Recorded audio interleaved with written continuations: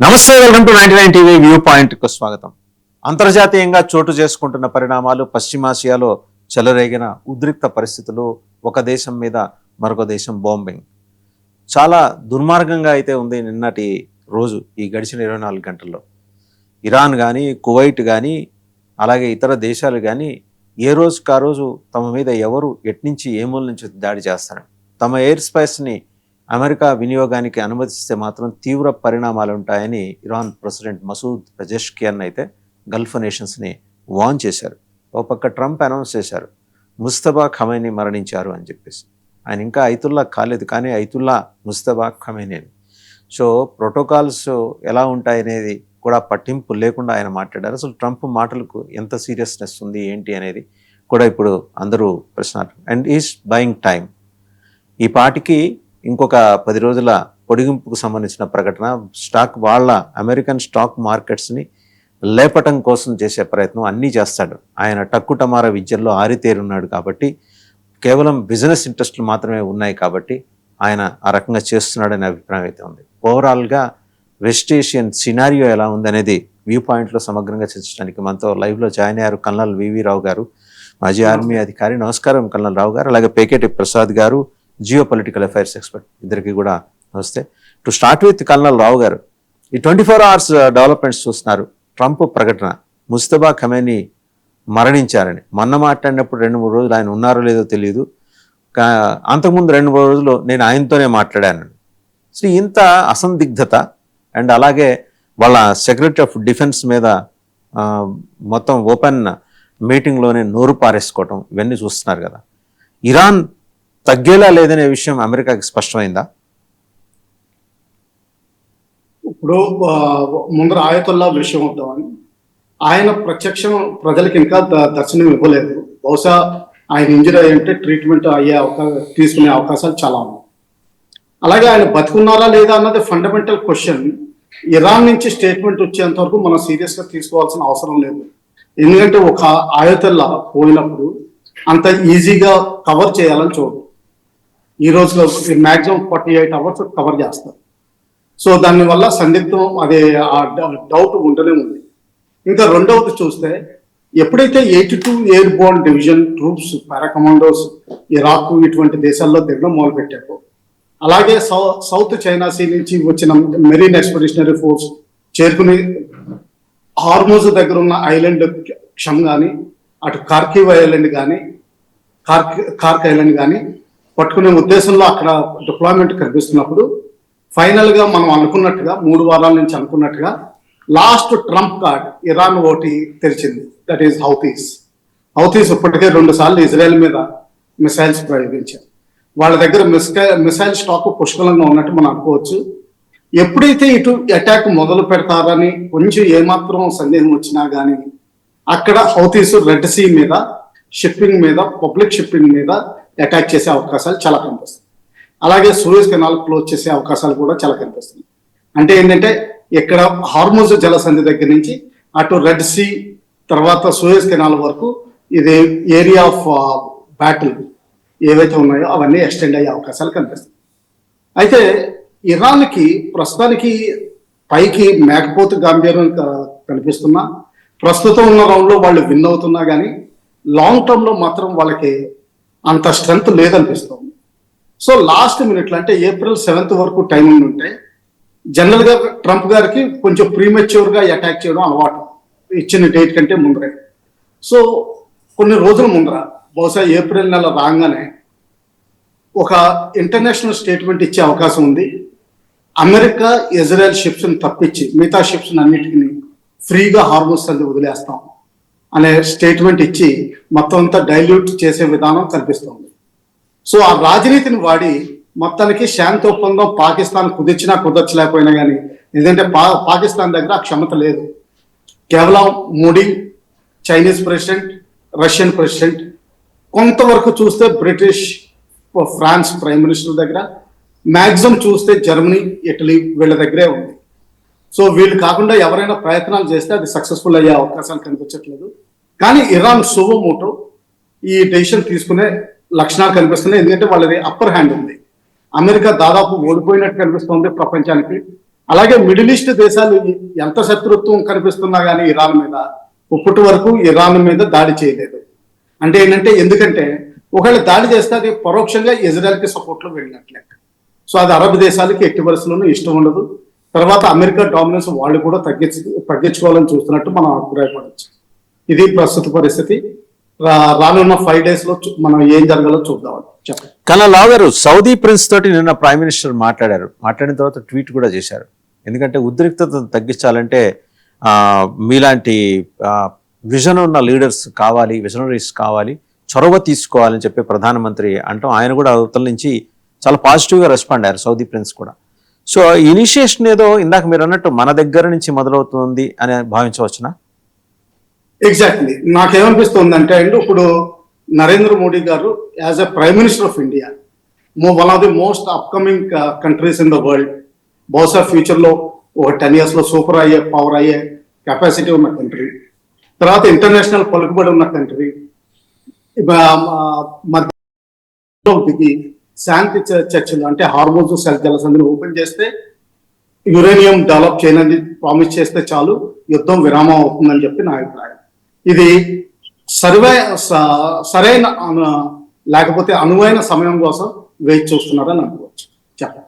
Right. పెగేట్ Prasad గారు, మీరేమంటారు? మొత్తం ఓవరాల్గా చూసి ఇప్పుడు ఇరాన్లో ఉన్న పాకిస్తాన్ ఎంబసీని చుట్టుముట్టి ఇజ్రాయెల్ దాడి చేయడం, పాకిస్తాన్ రెస్పాండ్ అవటం అంత తేలిగ్గా వదలబోమని, సరే వాళ్ళకున్న ధైర్యం ఏందనేది మనకు తెలియదు, కానీ అదొక హెచ్చరిక.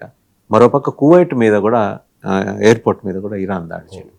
ఎందుకు ఇంత సంక్షోభంలోంచి మరో సంక్షోభంలోకి ఇరాన్ వెళ్ళాలనుకుంటుంది, లేదా నెట్టాలనుకుంటుంది మిగిలిన దేశాలు? అంటే ఇరాన్కి మనం చూసుకుంటే వాళ్ళు దే ఆర్ వెరీ క్లియర్, మేము మునిగిపోతున్నాం. వీళ్ళకి యుఎస్కి, ఇజ్రాయెల్కి పరోక్షంగా ఎవరైతే సపోర్ట్ చేస్తున్నారో వాళ్ళందరినీ కూడా మేము ముంచేస్తాం. ఆ విషయంలో వెరీ వెరీ క్లియర్గా ఉన్నారు. అయితే మనం ఇక్కడ గమనించాల్సింది ఏంటంటే అండి, ఇరాన్ వాళ్ళు అందరి మీద అటాక్ చేశారు, అందరి మీద మిజైల్ వేశారు, ఒక్క పాకిస్తాన్ మీద తప్ప. ఇంకా పాకిస్తాన్ మీద వేయలేదు, పాకిస్తాన్ ద్వంద్వ వైఖరి. అయితే ఇంకా ఇప్పుడు వీళ్ళు పాకిస్తాన్ వాళ్ళు ఏదో పీస్ టాక్స్ అవి అంటున్నారు, టర్కీని లేకపోతే ఈజిప్ట్ని వీళ్ళని కూడా తీసుకురావడం ఏదో చేస్తున్నారు, మరి జేడీ వ్యాన్స్ వస్తున్నారు, ఇవన్నీ అంటున్నారు. కానీ అది ఎంతవరకు సక్సెస్ఫుల్ అవుతుందని మనం ఇంకా వెయిట్ చూడాలి. ఎందుకంటే పాకిస్తాన్కి లివరేజ్ ఏం లేదు, ఒట్టి మతం తప్ప పాకిస్తాన్కి ఏముంది అక్కడ, ఏమీ లేదు. ఇంకా మనకి మిగతా దేశాల్లో ఏమవుతుంది అనేది కూడా మనం గమనించుకోవాలి. ఇరాన్ ఒకటే మనం చూస్తున్నప్పటికీ, సరే ఇరాన్ వాడు ఇప్పుడు ఈ హౌతీలని వాళ్ళని రెచ్చగొట్టాడు, ఇజ్రాయెల్ మీద అటాక్ జరుగుతుంది. ఇజ్రాయెల్ అంతర్గతంగా ఈ వారిని ఆపేయాలని ఉద్యమాలు మొదలయ్యాయి. యుఎస్లో ఇప్పుడు మనకి ట్రంప్కి ఎగెన్స్ట్గా నో వార్ అని ఇంకొక మూవ్మెంట్ ఏదో స్టార్ట్ అవుతుంది. సో రోజులు పెరుగుతున్న కొద్దీ ఎక్కడైతే ఇన్ఫ్లేషన్ పెరుగుతూ ఉంటుందో ఇంకా జనాలు కూడా ఇంక వ్యతిరేక తిరగబడడం అనేది స్టార్ట్ అవుతూ ఉంటుంది. అదే కాకుండా వీళ్ళ దగ్గర ఉన్న ఎన్ని అయితే మిజైల్స్ ఇవన్నీ అయితే పెట్టుకున్నారో అవన్నీ ఆ స్టాక్ కూడా అయిపోవస్తుంది కదా. వీళ్ళంతా ఫాస్ట్గా మ్యానుఫ్యాక్చరింగ్ చేసే కేపబిలిటీస్ కూడా ఇప్పుడు లేవు. ఇంకా నేవీ వార్షిప్స్ కూడా వీళ్ళది డౌన్ అయిపోయాయి, రిపేర్లకు వెళ్ళి. అది ఎందుకు అనేది డీటెయిల్స్ బయటికి రావాలి. వెనక్కి వెళ్ళిపోతున్నట్టు Abraham Lincoln, Gerald Ford, so అవి వెనక్కి వెళ్ళిపోతున్నాయి. దాన్ని రిపేర్ చేసి మళ్ళీ ఎప్పుడు తీసుకొస్తారు, ఏం చేస్తారు అనేది ఇంకా details. Floating cities over night అయిపోవు కదా రిపేర్స్. అదే నేను చెప్తున్నా కదా. నెక్స్ట్ ఇప్పుడు ఏంటి, వీళ్ళు ఆన్ ద గ్రౌండ్ ఆపరేషన్స్ అంటున్నారు, బూట్స్ ఆన్ ద గ్రౌండ్ అంటున్నారు. అది అంత సక్సెస్ఫుల్ కాదు. మహా అంటే ఎంతమంది దింపుతారు అంటే 10,000 మందిని దింపుతారు. వాళ్ళకి 10 లక్షల మంది రెడీగా ఉన్నారు. అది ఆ టెరైన్ వాళ్ళకి ఎక్కడ ఏవైతే ఉన్నాయో ఇరాన్ వాళ్ళకి పక్కాగా తెలుసు అవి. సో ఆ దీంట్లో కోణంలో చూస్తే ఇప్పుడు on the ground operation start అవుతే ఇది యాక్చువల్ చెప్పాలంటే అమెరికాకే ఛాలెంజింగ్ అవుతుంది. చాలామంది సైనికుల్ని కోల్పోతారు. అలాగే మిగతా వీళ్ళు కూడా, ఇజ్రాయెల్ వాళ్ళకు కూడా చాలా ప్రాబ్లం అవుతుంది. అయితే ఇప్పుడు మనకి కొన్ని రిపోర్ట్లు ఏవైతే వస్తున్నాయో, ఇప్పుడు సౌదీ ఎంబీఎస్ ఉన్నారు, ఆయన వీళ్ళు యుఏఈ వాళ్ళు కూడా మేము కూడా జాయిన్ అవుతాము అని అంటున్నారు. కానీ అది ఎంతవరకు వాస్తవం అనేది మనకు తెలియదు. అలాగే ఇప్పుడు కొత్త అయాతుల్లా వచ్చారు, ఆయన పరిస్థితి ఏంటి, ఆయన ఉన్నారు. వీళ్ళ స్టేట్మెంట్ యుద్ధంలో ఎలా ఉంటుందంటే ఏదో ఒకటి ఫేక్ నెరేటివ్ కూడా ఒక పెద్ద స్ట్రాటజీ. బెంజమిన్ నెతన్యాహుని అదే అన్నారు కదా, ఆయన లేరు, ఆయన ఇదైపోయారు. సో ఇటువంటివి కొన్ని కామన్ ఉంటాయి. సో ఇంకా ఈ 2 రోజుల్లో చాలా క్రిటికల్ అండి, ఎస్పెషల్లీ నెగోషియేషన్స్ ఎక్కడ వరకు వస్తుంది అనేది. మనం అందరం ఏమని మాట్లాడుకుంటున్నామే, హార్మోస్ స్ట్రైట్ లేకపోతే దాని మీద ఆయిల్ అవన్నీ అనుకుంటున్నాము. ఇప్పుడు ఇరాన్ వాడు చాలా తక్కువ డిస్కషన్ చేస్తోంది ఏంటంటే, మనకి ఇప్పుడు నిత్యావసర వస్తువుల్లో ఇంటర్నెట్ కూడా ఒకటి. ఇంటర్నెట్ ఆగిపోయింది అనుకోండి, మొత్తం యావత్ ప్రపంచం అయిపోతుంది కదా. సో అక్కడ మనకి సీ కేబుల్స్ వెళ్తున్నాయి, అక్కడ ఈ హార్మోస్ కింద నుంచి సీ కేబుల్స్, ఇంటర్నెట్ కేబుల్స్ అక్కడ, ఇక్కడ స్ట్రైట్ ఆఫ్ ఇడన్ అక్కడి నుంచి కూడా వెళ్తారు. ఇప్పుడు వాటి మీద అటాక్ చేశాడు అనుకోండి, తను కూడా నష్టపోతుంది కదా, ఇరాన్ కూడా నష్టపోతుంది, అందరు నష్టపోతారు. ఇప్పుడు వాళ్ళకి అక్కడ ఇంటర్నెట్ పెద్ద ఏం లేదు కదా, అక్కడ ఇంటర్నెట్ ఏం లేదు వాళ్ళకి. సో దాని మీద అటాక్ చేస్తే ఇంటర్నెట్ వల్ల అసలు పరిస్థితి ఎంత దారుణంగా అవుతుందంటే మనం 90s లోకి వెళ్ళిపోతాం అనమాట. ఫోన్ ని డైలప్ చేసుకుని కనెక్ట్ అయ్యి ఈ స్టేజెస్ లోకి వెళ్ళిపోతాం. సో ఈ వారం రోజులు చాలా క్రిటికల్. ఇది కొంచెం దాటిన తర్వాత మీ ఉద్దేశం ఇంటర్నెట్ కేబుల్స్ ని డిస్కనెక్ట్ చేస్తాడా, తెంపేసే అవకాశం ఇరాన్ వైపు నుంచి ఉందా? ఉండొచ్చు కదా, అది కూడా. ఎందుకంటే వాళ్ళ దగ్గర 3 విచ్ఛిన్నకర శక్తులు ఉన్నాయి, హెజ్బుల్లా, సౌతీస్ అండ్ హమాస్. వాళ్ళు అటాక్ వాళ్ళు అలాంటివి మాత్రమే చేయగలరు అంతే. ఇప్పుడు వాడికి ఇప్పుడు ఇరాన్ ఆర్థికంగా పురోగతి చెందుతున్నది ఇంకొక 10-15 సంవత్సరాల్లో అయితే మనకి ఏం రాదు. ఇంకోటి అక్కడ ఎంత అయితే ధ్వంసం చేయాలో వీళ్ళ టార్గెట్లు, ఇంత 10,000 టార్గెట్లు పెట్టుకున్నారు, దాంట్లో ఒక 6,000 టార్గెట్లు కంప్లీట్ చేశారు. మరి అది అయిన తర్వాత మిగతా టార్గెట్లు ఏంటి, ఆ టార్గెట్లు మరి ఎవడు మరి మళ్ళీ ఆ రీకన్స్ట్రక్షన్ అవన్నీ ఓన్లీ ఇప్పుడు ఆయిల్ గురించే మనం చూస్తున్నాం, కానీ మిగతావి కూడా ఇంపాక్ట్ చాలా ఎక్కువ ఉంటుంది. ఇప్పుడు వాళ్ళు టూరిజం మీద దెబ్బ వేశారు దుబాయ్ ఎయిర్పోర్ట్ దగ్గర, కానీ అక్కడ హోటల్ ఇండస్ట్రీలో రేట్లు 90% పడిపోయాయి. సో ఇటువంటి ఇంపాక్ట్ కూడా పెద్ద అవుతూ ఉంటుంది. కాబట్టి దీన్ని ఉట్టి మనం ఆయిల్ కిందే చూడకుండా మిగతా ఎకనామిక్ వార్ఫేర్ ఏదైతే చేస్తున్నారో అది చాలా పెద్దగా అయ్యే అవకాశం ఉందండి ఇప్పుడు. సో ఆ వెపనరీ వీళ్ళది కూడా చైనా వాడు ఇంకా సంతోషం, ఈ వీళ్ళు యూజ్ చేస్తున్న మిజైల్స్ ఏవైతే ఉన్నాయో అవన్నీ ఎక్కువ వీళ్ళు ఇక్కడే వాడేస్తున్నారు. ఒకవేళ మేము తైవాన్ మీద మేము వెళ్ళినా సరే ఇంక వాళ్ళు తైవాన్ వాళ్ళవి అన్ని వాళ్ళ అటెంప్ట్స్ అన్ని ఫిటైల్ అయ్యాయి. చైనా ఏం చేసినా ఫిటైల్. వాళ్ళు చెప్పినంత వాళ్ళు మార్కెట్ చేసుకున్నంత వాస్తవం అక్కడ కనిపించట్లేదు. వాళ్ళ ప్రభావాల శక్తి ఏంటో మనం ఆపరేషన్ సింధూర్ అప్పుడే చూసాం కాబట్టి వాళ్ళ గురించి అంతగా బెంగెట్టుకోవాల్సిన అవసరం లేదు. బట్ మీడియేషన్ పార్ట్కి వచ్చేప్పటికి చైనా రోల్ ఇందాక కర్నల్ వీరావు గారు అన్నట్టు దాట్స్ ఎ బిగ్ రోల్. రావు గారు, ఉన్న పరిస్థితిలో ఇప్పుడు వెపన్స్ కు సంబంధించి కూడా ఒక క్రంచి ఉన్నది. ట్రంప్ ఆయన అందుకనే ఒక $200 billion is seeking the permission of Congress ఒప్పుకోకపోవచ్చేమో.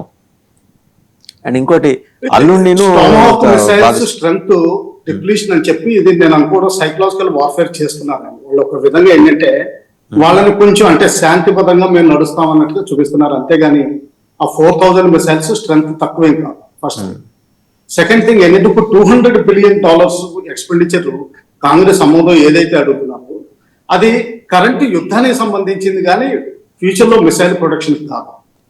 తర్వాత మూడోది మనం గమనించాల్సింది ఏంటంటే యుద్ధ సమయంలో ఈ ప్రైవేట్ కంపెనీస్ అన్నిటికీ ఎస్పెషల్లీ రేకాన్ ఏదైతే ఇది మ్యానుఫ్యాక్చర్ చేస్తుందో వాళ్ళకి ర్యాంప్ అప్ చేసే అంటే ప్రొడక్షన్ డబుల్ ట్రిపుల్ చేసే కెపాసిటీ విపరీతంగా ఉంటుంది. వాళ్ళు అసెంబ్లీ లైన్స్ ప్రొడక్షన్ పెంచుకుని వెంటనే మ్యానుఫ్యాక్చర్ చేసుకోగలరు. కాకపోతే ఏంటంటే వాళ్ళది డెప్త్ కూడా ఎక్కువ ఉంది కాబట్టి ప్రస్తుతానికి లాస్ట్ కొన్ని ఇయర్స్ లో వాళ్ళ ప్రొడక్షన్ తగ్గించారు. అంతకుముందున్న పాత రిజర్వ్స్ అన్ని యూక్రెయిన్ లో వాడేశారు. అక్కడ యూక్రెయిన్ గురించి డెప్లిషన్ ఎక్కువైంది కానీ ఇరాన్ మీద ఎక్కువ వాడి డెప్లిషన్ ఏమీ అవ్వలేదు.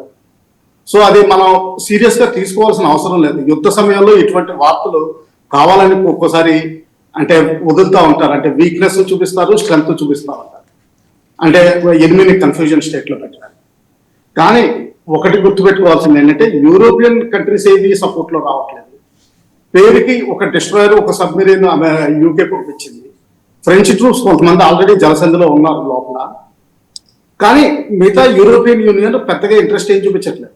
అలాగే మిడిల్ ఈస్ట్ మొత్తం అన్ని కంట్రీస్ మీద అమెరికా వాటి దగ్గర ఉన్న అమెరికన్ అసెట్స్ మీద డైలీ ఒక అటాక్ అన్నా జరుగుతున్నా కానీ డ్రోన్ మీద కానీ మిసైల్ తోటి కానీ ఇప్పటి వరకు ఏవి పాజిటివ్ గా ఇరాన్ మీద రియాక్ట్ అవ్వలేదు.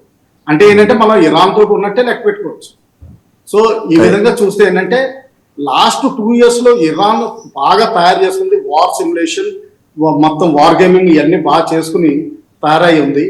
సో ఆ భాగంలోనే మనం ముందర అనుకున్నట్టుగా హౌతీస్ కార్డు ఎందుకు సర్ప్రైజ్ గా ఓపెన్ చేయలేదో మనం ఆశ్చర్యపడ్డాం. అది కాదు, వాళ్ళు స్ట్రాటజిక్ గా ఎప్పుడైతే మెరీన్స్ 82 ఎయిర్ బాంబ్ ఫోర్స్ లేకపోతే ల్యాండింగ్ ట్రూప్స్ వస్తారో అప్పటి కోసం వెయిట్ చేస్తున్నారు. ఇప్పుడు మెల్లగా కార్డు ఓపెన్ చేస్తున్నారు. ఎప్పుడైతే దీని మీద ప్రెషర్ వస్తుందో హార్మోజ్ రీక్యాప్చర్కి అక్కడ రెడ్ సీ క్లోజ్ చేస్తున్నారు. సో దానివల్ల ఏంటంటే అమెరికన్ డైవర్షన్ ఇప్పుడు అటేపు కూడా వెళ్ళాల్సి ఉంటుంది. దానికి సరిపడా ట్రూప్స్ లేదు. ఒకవేళ కషం ఐలాండ్ తీసుకున్నా కానీ ఏదైతే ఈ హార్మోజ్ జలసంధిని కంట్రోల్ చేస్తుందో దాని వెనుకనున్న బందర్ అబ్బాస్ పోర్టు తీసుకుంటేనే కానీ మొత్తం సక్సెస్ రాదు. బందర్ అబ్బాస్ పోర్టు తీసుకోవడానికి ప్రస్తుతం ఉన్న ట్రూప్ స్ట్రెంత్ ఏమాత్రం సరిపోదు. ఇంకొక 40,000 మంది కనీసం కావాలి. ఎందుకంటే దాని చుట్టూరు కొండలు ఉన్నాయి, అక్కడ చాలా స్ట్రాంగ్ గా ఉన్నారు, ఎప్పటి నుంచో బిల్డప్ చేసుకుంటుంది. సో విధంగా ఏంటంటే అమెరికన్ గ్రౌండ్ ట్రూప్స్ డిప్లాయ్ చేసినా కానీ లిమిటెడ్ ఆబ్జెక్టివ్స్, ఓన్లీ హార్మోజ్ జలసంధి ఓపెన్ చేయడానికి మాత్రమే వాడతారు. లేకపోతే కార్క్ ఐలాండ్ ని క్యాప్చర్ చేయడం వల్ల ఇరాన్ ఎకానమీని దెబ్బతీయగలరు లాంగ్ టర్మ్ లో. అది పట్టుకుని ఉంటే నెక్స్ట్ 5 years 6 years ఇరాన్ కి ఎక్స్పోర్ట్ చేయగలిగే కెపాసిటీ 10% పడిపోతుంది. అది వాళ్ళ ఉద్దేశం. నేను అనుకోవడం ఏంటంటే already vice president Vance speeches లో కొన్ని హింట్స్ వస్తున్నాయి. తొందరలోనే యుద్ధం ముగిసిపోతుంది అని చెప్తున్నారు. అంటే ఏంటంటే కేవలం హార్మోజ్ జలసంధి ఒక్కటే క్రిటికాలిటీ ఉంది, యురేనియం కూడా ఇప్పుడు పెద్ద క్రిటికాలిటీ కాదు. పాకిస్తాన్ మీడియేషన్ చేయలేదు. సో దానివల్ల ఏంటంటే ఇరాన్ రాజనీతిని వాడి ఏదోటి 2-3 రోజుల్లో సడన్ గా హార్మోజ్ జలసంధిని ఓపెన్ చేస్తున్నామని డిక్లేర్ చేసే అవకాశం ఉంది. దానివల్ల అమెరికాకి పెద్ద పంచర్ తగిలినట్టు ఉంటుంది. సో కళ్ళలో గారు అయితే ఇంకోటి వాళ్ళ నావీ చీఫ్ తంగ్జీరి ఆయన చనిపోయిన తర్వాత వాళ్ళకి స్ట్రైట్ ఆఫ్ హార్మోజ్ మీద పట్టు సడలిపోయే సూచన కనిపిస్తోంది. దీన్ని అమెరికా అడ్వాంటేజ్ గా తీసుకుందామని అనుకున్నట్టు తెలుస్తుంది. అండ్ రెండో అంశం ఏంటంటే ఇక్కడ ఈ 2 వెళ్ళిపోయినాయి. Abraham Lincoln and Gerald Ford they went back. They might be reaching US. ఇంకో 4 రోజులు పడుతుందేమో వాళ్ళకి తగిలిన దెబ్బలకి గాయాల నుంచి కోలుకొని. ట్రిపోలి వచ్చేస్తాను. Tripoli already left Diego Garcia. So బహుశా కపుల్ ఆఫ్ డేస్ లో ఇట్ మే రీచ్. వచ్చినా కూడా స్ట్రైట్ ఆఫ్ హార్మూజ్ జలాల్లోకి అయితే అది వచ్చే అవకాశం లేదు. వీళ్ళు కింద నుంచి సూసైడ్ బోట్స్ తోటి అటాక్ చేస్తారు. కానీ ఒకే ఒక అడ్వాంటేజ్ ఇక్కడ వాళ్ళకి కనిపిస్తుంది. నావీ చీఫ్ తంగ్జీరి, అలీ రజా తంగ్జీరి చనిపోవడం అనేది ఏమన్నా ఇది తనకు అవకాశంగా మలుచుకుంటున్న అమెరికా స్ట్రైట్ ఆఫ్ హార్మూజ్ ని క్యాప్చర్ చేయడానికి. రావు గారు వినిపిస్తోందా? రావు గారు వినిపిస్తోందా? కల్న రావు గారు సో ఆయనకి వినిపించండి, మీరు చెప్పండి. ఓకే, ఇప్పుడు అలీ రజా తంగ్జీరిని చంపేశారు. చంపేసిన తర్వాత అసలు స్ట్రైట్ ఆఫ్ హార్మూజ్ స్ట్రాటజిస్టే ఆయన. ఆ చుట్టుముట్టి ఉన్న ఒక 30 small islands, suicide boats deployment, Houthis direction ఇవ్వడం, ఈ మొత్తం స్ట్రాటజీ డిజైనర్ ఆయన. ఇప్పుడు ఆయన పోయిన తర్వాత వీళ్ళకి దిశానిర్దేశం చేసేవాళ్ళు లేరు అక్కడ. దీన్ని ఏమన్నా అమెరికా ఇప్పుడు అడ్వాంటేజ్ తీసుకుంటుందా, లేకపోతే ఎక్కడికక్కడ లోకల్ కమాండర్స్ మళ్ళీ విరుచుకుపడే ప్రమాదం కనిపిస్తుంది అమెరికా? అంటే మనకి మొజాయిక్ స్ట్రాటజీ ఏదైతే ఉందండి, వెరీ క్లియర్. మేము ఎలాగో ఉండము, అలా లేనప్పుడు ఏంటి, ఇండిపెండెంట్ గా వాళ్ళు ఎలా ఆపరేట్ చేయాలి అలా గైడ్ లైన్స్ అవన్నీ ఉన్నాయి. అండ్ వాళ్ళకి తెలుసు వాళ్ళ దగ్గర ఉన్న ఒక వజ్రాయుధం ఇదే. ఇంక దీన్ని వాళ్ళు ఎలా కాపాడుకోవాలో వాళ్ళు నెక్స్ట్ లెవెల్స్ అన్ని 4 levels వరకు ఒకటి తర్వాత ఒకళ్ళు వాళ్ళు ప్రిపరేషన్ అయితే వాళ్ళు చేసుకుంటూ వచ్చేసారండి. సో వాళ్ళు వచ్చారు కాబట్టి సో మనకి దాంట్లో ఆయన లేకపోయినప్పటికీ కూడా వీళ్ళ అటాకులు అవి మాత్రం ఆగవు. సో అటాకులు కంటిన్యూ వీళ్ళ దగ్గర. మనకి టన్నల్స్ లో కూడా మొత్తం వాళ్ళు ఒక వీడియో కూడా చూసాం, వాళ్ళ మిజైల్ ఫ్యాక్టరీ ఎలా ఉంది అవన్నీ వచ్చింది. సో వీళ్ళంతా చాలా ప్రిపేర్డ్గా ఉన్నారు, పకడ్బందీ ఇది అటాక్ ఎప్పుడైనా అవ్వచ్చు మా మీద అన్న ఉద్దేశం చేత నేను అనుకోవడం. ఆయన లేకపోయినా వీళ్ళ నెగోషియేషన్ కేపబిలిటీస్కి అయితే ఏం ప్రాబ్లం ఉండదండి. సో అది they are very clear. So next ఎట్లా మరి, హౌ టు గో అబౌట్? అమెరికాకి ఏంటి స్ట్రాటజీ ఉంది అంటే ఇక్కడ ఒక 3 సినారియోస్ ఉంటుందండి. Best case scenario, middle case scenario ఏంటి అనేది చూసుకుంటే, బెస్ట్ కేస్ సినారియో స్లోగా ర్యామ్ డౌన్ చేసుకుంటూ రావడం అండి. అంటే ర్యామ్ డౌన్ చేయడం అంటే సరే ఇంకొంచెం మేమేదో తగ్గుతాం, మీరు ఏదో తగ్గండి. మాకు వీళ్ళు సబ్మిట్ చేసిన ఒక 15 పాయింట్లు ఉన్నాయి, వాళ్ళు సబ్మిట్ చేసిన ఒక 5 పాయింట్లు ఉన్నాయి. దాంట్లో అవి తగ్గించుకోవడానికి వీళ్ళు ఏంటంటే సరే ఫస్ట్ ఈ 2 అగ్రీ చేస్తాం. సో ఇనీషియల్లీ అక్కడ హార్మోజ్ నుంచి మీ యూరోప్ ఏతరా లేకపోతే నాటో ఏతరా ఎవరైనా వెళ్ళొచ్చు, వాళ్ళకి మేము పర్మిషన్ ఇస్తాం. యాక్చువల్ చెప్పాలంటే యుఎస్ వాళ్ళు ఏవి వెళ్ళవు దాని నుంచి. వాడికి పెద్ద ఏం లేదు అక్కడ, వాడికి అక్కడ ఉండే దానికి మీద గ్రిప్ తెచ్చుకోవడానికి దాని మీద వాడు మొత్తం అంటే చైనాని కంట్రోల్ చేయడమే వాడి ఉద్దేశం అక్కడ. ఎందుకంటే యుఎస్ ఇప్పుడు largest producer of oil in the world. వాడివి ఏవి అక్కడి నుంచి అయితే వెళ్ళవు, కంటైనర్స్ ఏవి వెళ్ళవు వాడివి. కానీ ఏంటి, దాని మీద చైనా వాడికి కంట్రోల్ చేయడానికే, అంతే వాడికి ఉన్నది అక్కడ. సో అదే మెయిన్ ఉద్దేశం అక్కడ. అయితే ఇక్కడ వాడికి ఇంకా చూసుకోవాల్సింది, వాళ్ళకి చైనా వాళ్ళకి కానీ వాళ్ళు ఏంటంటే వాళ్ళ బ్యాక్గ్రౌండ్ వీళ్ళకి సపోర్ట్ ఇస్తూ ఉంటారు. సో నో డౌట్ ఆ డ్రోను లేకపోతే స్పెసిఫిక్ శాటిలైట్ జిపిఎస్ లొకేషన్ అది రష్యా ఇస్తుందండి. ఇప్పుడు చైనా మోస్ట్ అన్డిపెండబుల్, అంటే అట్లీస్ట్ రా మెటీరియల్ వాళ్ళకి కావాల్సింది చైనా నుంచి వస్తుంది. అంతవరకు ఓకే, కానీ అసలు ఈ టెక్నాలజీని, చైనా టెక్నాలజీని నమ్మే పరిస్థితి లేదు కదా. అది నానాపులి కదా, అది చూడాలి. అది ఎందుకంటే వాళ్ళు ప్రతిసారి వాళ్ళ ఐటమ్స్ అన్ని ఫిటైల్ అవుతున్నాయి. వాళ్ళ ఎయిర్ డిఫెన్స్ సిస్టమ్ అంతా China is very strong at infra, dams construction attend దాంట్లో చైనాని కొట్టిన వాళ్ళు లేరు. బట్ ఈ ఎయిర్ డిఫెన్స్ సిస్టమ్స్ కానీ లేకపోతే వెపన్స్ కానీ ఇవన్నీ మన ద్వీపాల టపాకాయల మాదిరే ఉన్నాయనేది గురించి వీళ్ళ మిజైల్స్ అన్ని స్ట్రైక్ అవుతుంది. ఒకసారి కల్నల్ రావు గారి దగ్గరికి వెళ్ళాం. కల్నల్ రావు గారు, ఇందాక మనం మాట్లాడుకుంటూ తంగ్జిరి డెత్ అనేది, అలీ రజా తంగ్జిరి డెత్, ఇరాన్ నావీ చీఫ్, అది పెద్ద సెట్ బ్యాక్ వాళ్ళకి. స్ట్రైట్ ఆఫ్ హర్మూజ్ మీద కంట్రోల్, ఆ స్ట్రైట్ ఆఫ్ హర్మూజ్ ని చుట్టుముట్టిన చిన్న చిన్న 25 to 30 ఐలాండ్స్ లో అతను డిప్లాయ్ చేసిన ఫోర్సెస్, వాళ్ళకి దిశానిర్దేశం, ఇవి ఎక్కువ హౌతీస్ చేతిలోనే ఉన్నాయి, చిన్న చిన్నవన్నీ. మోస్ట్ అన్ఆర్గనైజ్డ్ టెర్రరిస్ట్ గ్రూప్ కదా అది. వాళ్ళు కోతిమూకల మాదిరి వాళ్ళు ఎట్లా విరుచుకుపడుతుంది, వాళ్ళ మీద కంట్రోల్ ఉన్నది ఇతను ఒక్కడికే, తంగ్జిరి ఒక్కడికే. సో ఇప్పుడు తంగ్జిరి చనిపోవటం అనేది ఇరాన్కి సెట్ బ్యాక్ అయినా, ఇప్పుడు స్ట్రైట్ ఆఫ్ హర్మూజ్ లోకి పెనట్రేట్ కావడానికి అమెరికాకి కానీ, అమెరికా ఇజ్రాయెల్ సంయుక్త దళాలకు కానీ అవకాశం ఏమన్నా ఉంటుందా? ట్రిపోలి ఎంటర్ అయ్యే సాహసం చేస్తుందా స్ట్రైట్ ఆఫ్ హర్మూజ్ జలాల్లోకి? నాకు అంటే ఒకవేళ కమాండర్ చనిపోయినా కానీ ఆల్టర్నేటివ్ వాళ్ళు 2 సంవత్సరాల నుంచి ప్లాన్ చేసుకుని పెట్టుకున్నారండి. ఇది యాక్చువల్గా హార్మోజ్ బ్లాకేడ్ కూడా వాళ్ళు 2 సంవత్సరాల నుంచి చాలా తీవ్రంగా ఆలోచించి అన్ని విధాల వార్గేమింగ్ చేసుకున్నారు. సో దానివల్ల తీవ్రమైన ఎఫెక్ట్ కనిపించట్లేదు. అయితే yes, Iran plus Iran proper regular navy, తర్వాత ఐఆర్జీసీ నేవీని ఇప్పటికే యుఎస్ఏ దాదాపు డెసిమేషన్ చేసింది సక్సెస్ఫుల్ గా.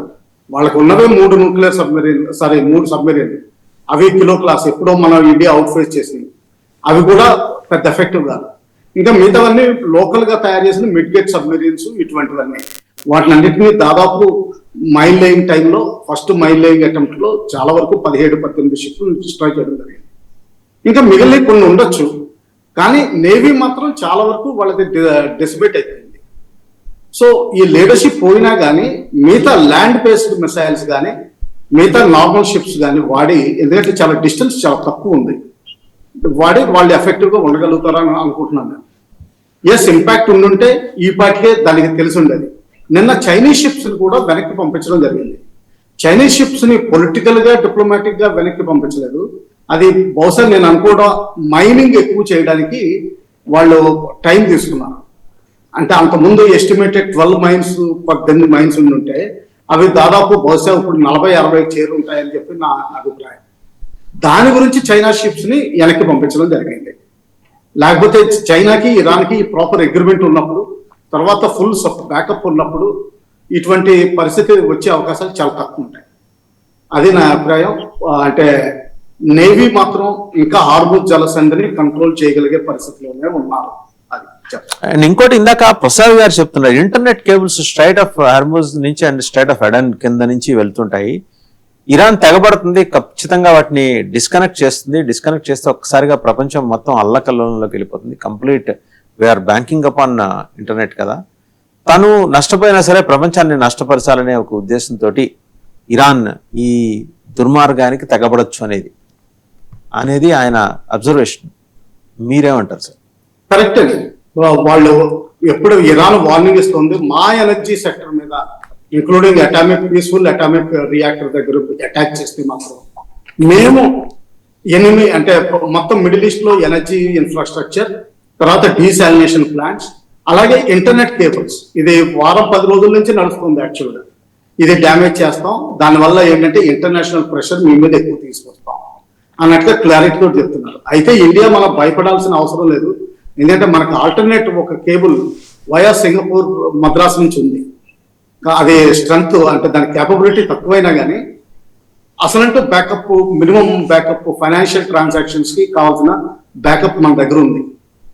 కానీ మిగతా దేశాలు చాలా వరకు, ఎస్పెషల్లీ పాకిస్తాన్ ఇటువంటి దేశాలు, మిడిల్ ఈస్ట్ దేశాలు చాలా వరకు సఫర్ అవుతాయి దానివల్ల. సో ఇది ఎలాగ ఈ కార్డు వాడతారు. కాకపోతే నాకు అంటే ఒక అభిప్రాయం కుదురుతుంది ఏంటంటే, ఎస్ వాళ్ళకి లీడర్షిప్, ఆల్టర్నేటివ్ లీడర్షిప్ పైకి వస్తున్నా కానీ లీడర్షిప్ పోయినప్పుడు ఎంతో కొంత దెబ్బతింటుంది. అలాగే ఇన్ఫ్రాస్ట్రక్చర్ చాలా వరకు దెబ్బతింది. మిసైల్ లాంచర్స్ చాలా వరకు 50% వరకు దాదాపు పోగొట్టుకున్నారు వాళ్ళు.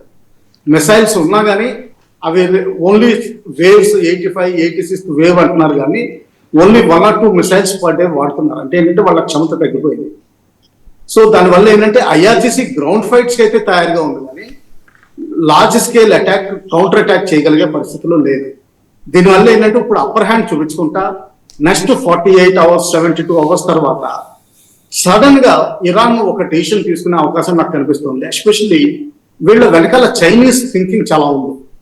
చైనీస్ అటువంటి సర్ప్రైజెస్ స్ప్రింగ్ చేసే అవకాశం, తర్వాత లాంగ్ టర్మ్ విజన్. అంటే ఈ రోజు కాదు, ఎందుకంటే ఇప్పుడు హార్మోన్ జలసంధి ఓపెన్ చేస్తే బేసికలీ అమెరికాకున్న మొత్తం రీజనబుల్ డిమాండ్స్ అన్ని తగ్గిపోయినట్లు లెక్క పెట్టుకోవచ్చు. ఆ 15 డిమాండ్స్ యురేనియం ఎలాగా లేదు, కావాలంటే మీరు తీసుకెళ్ళండి, అది భూమిలో 250 అడుగులు లోతుంది, అది మీరు తీసుకెళ్ళండి అని చెప్తారు.